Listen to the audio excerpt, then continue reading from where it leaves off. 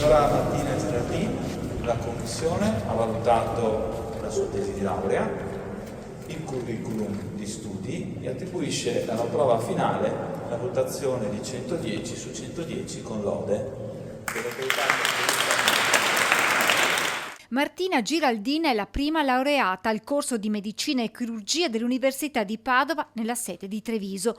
Un'emozione resa ancora più forte dalla giornata definita da tutti storica. Oggi voi siete i primi, le prime e i primi a laurearsi qui a Treviso, a dare forma concreta a questo progetto, a contribuire a costruire un legame tra università e territorio che continuerà a crescere nel tempo. Lei, insieme ad altri 11 laureandi, ha discusso la tesi nella splendida cornice di Santa Caterina nella prima sessione di laurea che proclamerà nel corso della settimana 35 nuovi dottori. Sono stati 6 lunghi anni, complicati, però mi hanno dato tante soddisfazioni.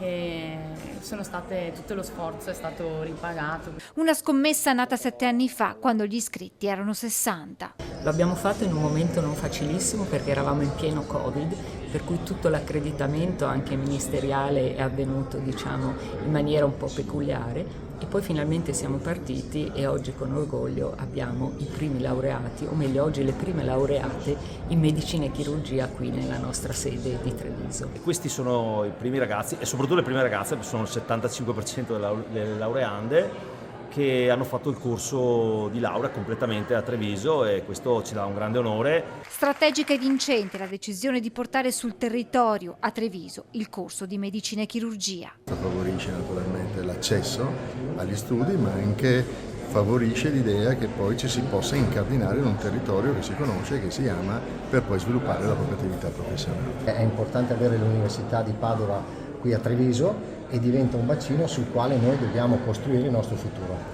Per Martina, che sogna un futuro in pediatria o endocrinologia e non esclude di continuare a lavorare al Cafoncello, e per tutti gli altri laureati inizia ora un nuovo percorso professionale e di vita. Che possiate essere medici competenti, certo, ma soprattutto medici capaci di fare la differenza nella vita delle persone.